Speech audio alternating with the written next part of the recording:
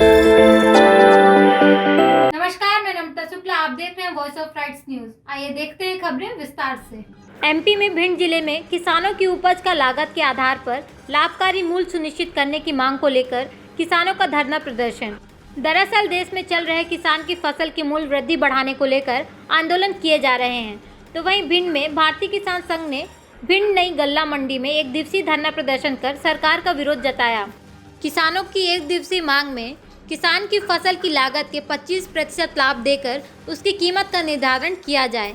इसके बाद जो भी सरकार द्वारा कीमत निर्धारित की जाए उसको सख्त कानून द्वारा पालन कराया जाए। किसान फिर फसल चाहे मंडी में बेचें या मंडी से बाहर बेचें या किसी व्यापारी को बेचें, लेकिन घोषित मूल्य से कम नहीं खरीदी जाए।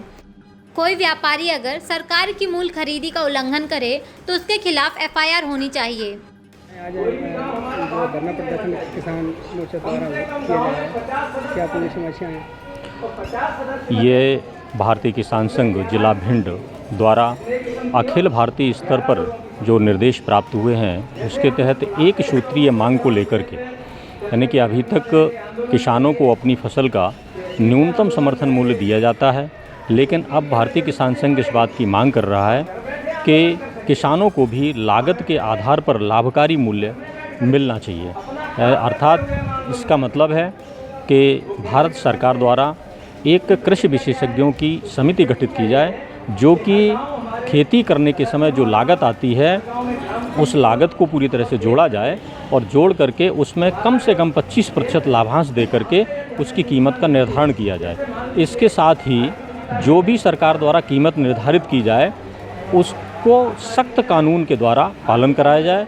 किसान चाहे अपनी फसल मंडी में बेचे, मंडी से बाहर बेचे या कहीं भी व्यापारी को बेचे, उस घोषित मूल्य से नीचे पर उसकी फसल नहीं बिकना चाहिए और यदि कोई व्यापारी खरीदता है तो उसके खिलाफ FIR होना चाहिए। ये धरना प्रदर्शन क्या एक दिवसीय है या आगे भी रहेगा? ये धरना प्रदर्शन अभी एक दिवसीय है। 10 दिन का हम लोगों ने अभी सरकार को समय दे रहे हैं। केंद्र सरकार इस पर जो निर्णय लेगी 10 दिन बाद हम फिर इस पर निर्णय लेंगे कि हमको आगे किस तरह से आंदोलन को आगे बढ़ाना है।